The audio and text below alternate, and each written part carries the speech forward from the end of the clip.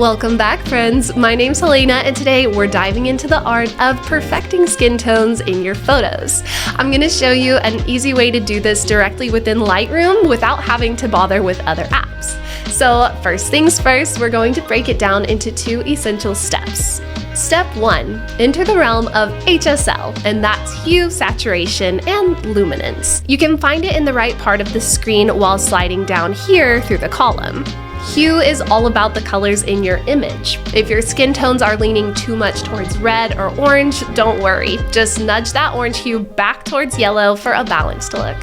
And if you're feeling a bit washed out or greenish, dial down the orange to add a healthy glow. Now, saturation comes into play when things get a little bit too contrasty. So lowering the intensity of oranges or reds can really smooth out those tones, giving your skin a more natural appearance. And don't forget, a touch of saturation can breathe life into pale cheeks. So once we've nailed down the perfect hue and saturation, it's time to work some magic with the tone curve.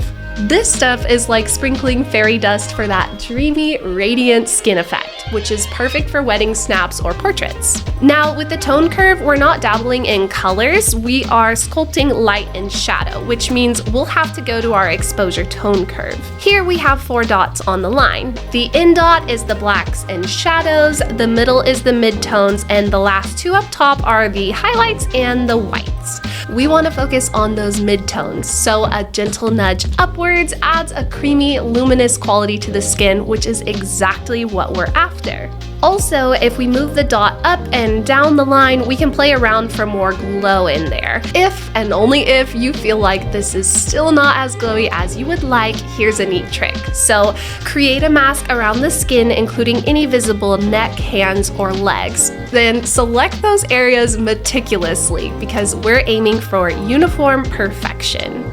Once that's done, it's time to dial down the Dehaze and Clarity sliders, and this subtle adjustment smooths out the skin even more, giving it that soft, dreamy vibe. Okay, so now it's time for the before and after so you can see the magic. It looks pretty dang good to me, so there you have it, friends. 2 simple steps and a bonus trick to unlock the beauty of your skin tone by only using Lightroom.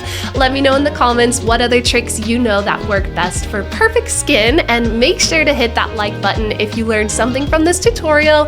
And while we're at it, why not also subscribe so you can stay in touch with our future content? See you in the next one.